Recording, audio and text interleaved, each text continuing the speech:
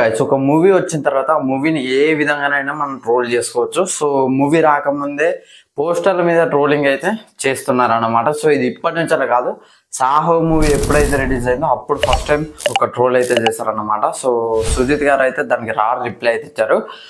ఈ పోస్టర్ చూసుకున్నట్లయితే హాలీవుడ్ నుంచి కాపీ కొట్టింది అని చెప్పేసి అన్నారు, డైరెక్ట్గా అన్నారు.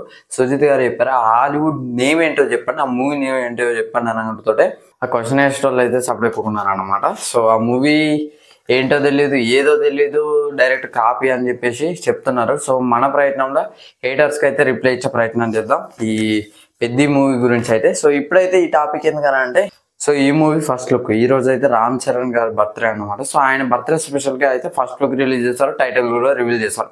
సో ఆ టైటిల్ని సరే టైటిల్ పక్క పెట్టండి, ఆ ఫస్ట్ లుక్ని ట్రోల్ చేస్తున్నారు అనమాట. సో ఎందుకు ట్రోల్ చేస్తారు అనే దాని గురించి అయితే మాట్లాడుకునే ప్రయత్నం చేద్దాం. సో ఫస్ట్ అయితే ఇదైతే ఈ పోస్టర్ ఇప్పుడు గమనించండి, స్ట్రైట్గా చూస్తున్నాడు.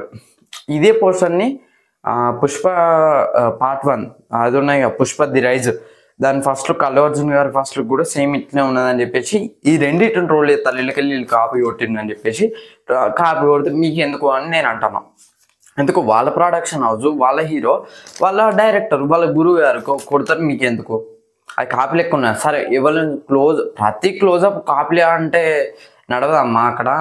ఇప్పుడు రామ్ చరణ్ అప్పుడు ఆ టైంలో అల్లు అర్జున్ గారు అట్లాంటి గెటప్పే వేయలేదు, అంటే అట్లాంటి లుక్ రాలేదు. పుష్పకి అంత బియర్డ్ ఉండే, అంత లాంగ్ హెయిర్ ఉన్నదా ఏ మూవీలో ఉన్నా? అల్లు అర్జున్ గారు చెప్పండి, ఏ మూవీలో కూడా లేదు.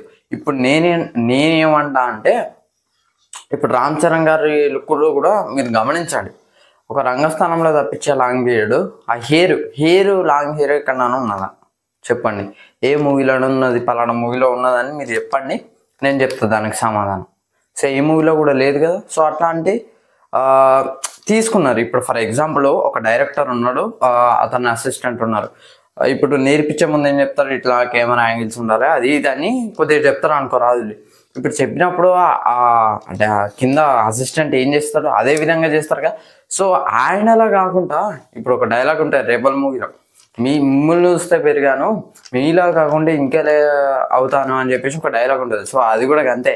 ఇక్కడ బుచ్చిబాబు గారు, సుకుమార్ గారు ఆయన స్టైల్ ఆఫ్ మేకింగ్ తప్పించి వేరే స్టైల్ ఆఫ్ మేకింగ్ ఉంటుందా చెప్పండి? సుకుమార్ గారు మార్క్ కనబడాలి కదా అక్కడ, అరే నేను సుకుమార్ గారి అసిస్టెంట్ డైరెక్టర్ని అని చెప్పేసి. సో అదే ఇక్కడ ఇప్పుడు ఒక క్లోజప్ తీసుకొని అట్లాంటి లుక్కే డిజైన్ చేస్తే మీకు ఏంది బాధ అని నేను అంటున్నా. సో ఇవైతే పట్టించుకోవద్దని నా ఒపీనియన్. సో మళ్ళీ అది పోతే సరే, సో వేరే ప్రొడక్షన్ అవుదా అని అంటే అది కాదు, అందులోనూ Sukumar writings, Pushpa Sukumar writings, Mythri movie makers, ఇది కూడా Mythri movie makers, Sukumar writings and ఇంకోటి ఏదో ఉంది నాకు అంత ఐడియా వస్తలేదు. సో మీకు ఎందుకు? వాళ్ళ ప్రొడక్షన్ హౌస్, వాళ్ళ హీరోనే, వాళ్ళ బడ్జెట్, వాళ్ళ ఇష్టం, మీకు ఎందుకు అని చెప్తాను నేను. అది కాపీ లెక్క ఉన్నది, మీకు స్టోరీ తెలియదు, స్టోరీ లైన్ తెలియదు, అందులో క్యాస్టింగే తెలియదు, ఎందుకు ఇట్లా వాగుతారని నా ఒపీనియన్. సో ఏనుగు పోతుంటారు అయితే కుక్కలు అయితే మొరుగుతూ ఉంటాయి, పట్టించుకోకండి. సో ఇదైతే నేను రామ్ చరణ్ ఫ్యాన్స్కి చెప్పదలుచుకున్నా. ట్రోల్ చేసిన ప్రతి ఒక్కరికి అయితే దిగిందని అనుకుంటున్నా. సో ఇది ఫ్రెండ్స్ ఓవరాల్గా వీడియో కనుక నచ్చినట్లయితే లైక్ చేయండి, షేర్ చేయండి, కామెంట్ చేయండి, ఛానల్ సబ్స్క్రైబ్ చేసుకోండి. థ్యాంక్స్.